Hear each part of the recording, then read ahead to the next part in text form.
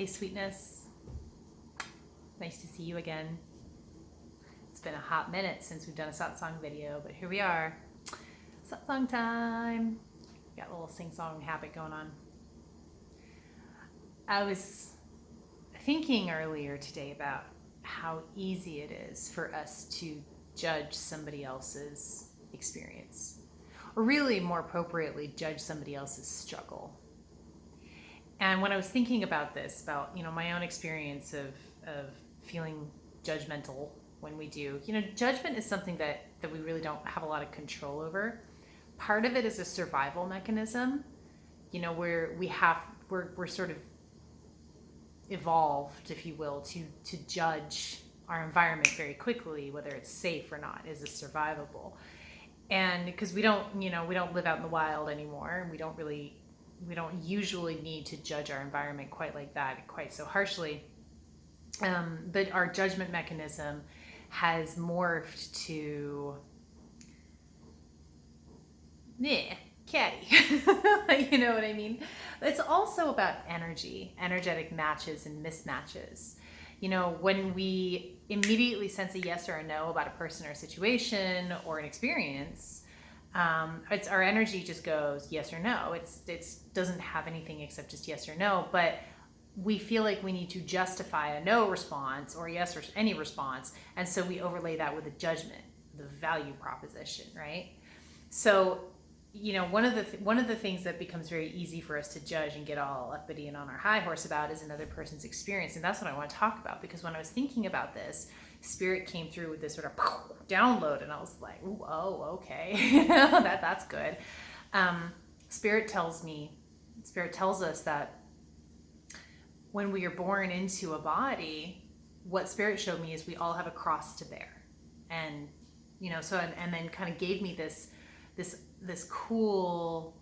analogy, sort of thinking about like that cross to bear. When I say, oh, it's my cross to bear, it's my cross to bear. A lot of times when we say that, we're like, oh, well, there's nothing you can do about it. That sucks. You just have to deal with it. But truthfully, when you look at where that saying came from, which is Jesus bearing the cross, going to be crucified, if you look at the process for that, he's bearing the cross, he's carrying the cross, he's stumbling underneath the cross, underneath the weight of the cross, and then he gets there, and oh my God, it just gets worse, right? He gets crucified, nailed to the cross, and then he's stuck there, and then he dies. But then what happens after he dies? He's reborn. He's resurrected. He awakens to Spirit. He goes home to God and comes back in this incredible way to be of incredible service to people that he couldn't be in a body. And so we are each born into this body with our own cross to bear. And that might be addiction for some people. It might be depression. It might be codependency. It might be anger. It's anything that comes up inside of us that we struggle with. And our struggle is that cross to bear. It's a burden for us. And all of us have got that, but we don't have the same one. And so it becomes very easy to judge another person's cross that they're bearing. And to watch somebody else struggling under the weight of their cross, which is, oh, that person is, an alcoholic. Wow. Let's make a moral judgment about that person's struggle. You're an alcoholic. I'm not an alcoholic. I don't have a problem with alcohol. You just need to get it together. You need to have more discipline. You need to be stronger.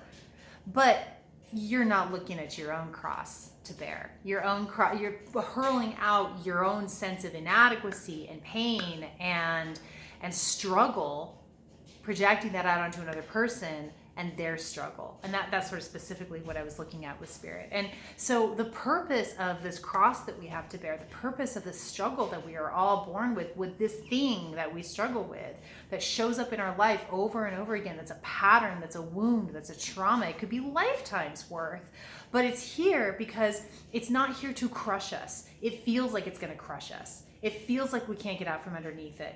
And then when it really hits the fan, that's the dark night of the soul. And that's when we're crucified on that damn thing. And that's when it just overtakes us and we just can't go down any further. And then we die, and then we are reborn. And that is the great transformation. That is the resurrection. And then that experience becomes the gift we give back into the world. Using the analogy of Jesus, Jesus died for our sins.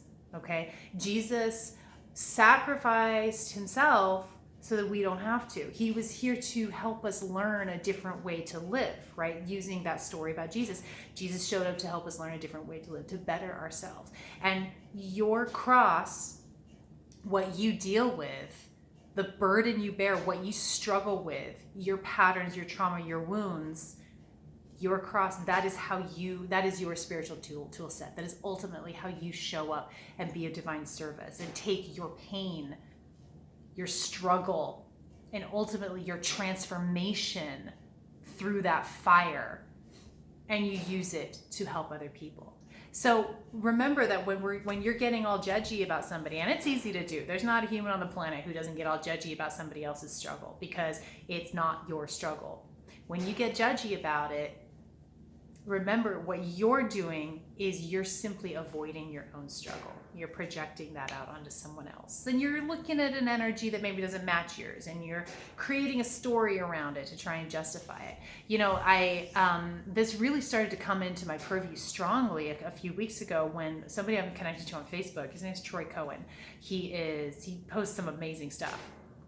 Very raw and real and kind of like in your face. You know, one of the things he posted was talking about how he had lost his brother and his parents. They had died, and he had lost relationships. And for him, the more intense pain was through the loss of those romantic partnerships. It was more intense for him than losing family members to death.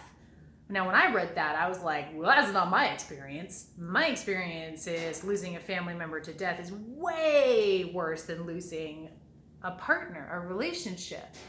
But it got me it was sort of like he does these posts that kind of slap you in the face a little bit, and you're like, like cold water on your face. And I went, oh wow, it really helped me understand in that moment more clearly than I ever had how very different our experiences are and how very different our struggles are. You know, for you, for me, like depression is not my thing, right? I get real anxious. Right, my battle is with anxiety, but depression is like I can slip into it, but then I can get myself out of it. But another person, that's their cross to bear, and it's something they dip into over and over again until it destroys them, and then they awaken. They go through that dark night of the soul, and they awaken, and they're able to turn around and help other people with that struggle in a really profound way, because spirit and the universe, our contracts, however you want to look at it, we are meant to come and go all the way down, as far and deep as possible down, all the way to the bottom of that experience. So that's what I wanted to come on and talk about, because that's what Spirit had for me today, and I thought it was pretty badass, pretty profound. So if I find myself judging, or if you find yourself judging another person's struggle, first of all, just notice that it's happening. And don't turn that judgment on yourself. That's pointless. Just notice it's happening, let the judgment go, and show up in compassion first for yourself, because that judgment is showing you that you need compassion for yourself first. And when you're able to give yourself that compassion for your own pain and your own experiences, your own cross to bear, you will much more easily be able to turn it over to the other person as well and show them compassion, and perhaps show them how to have the compassion for themselves. Because we all show up in real severe judgment of ourselves too, when our own cross gets heavy and we notice it again and we're like, oh, I suck. You know, that's where we want to get to. But you don't suck. It's what you're here to experience, the struggle you're here to experience for your greatest awakening and for the greatest love and gift you will ever give to this planet, to the people who come into your purview. So I love you madly. Thanks for jumping on. Let's do this again soon. Bye, babe.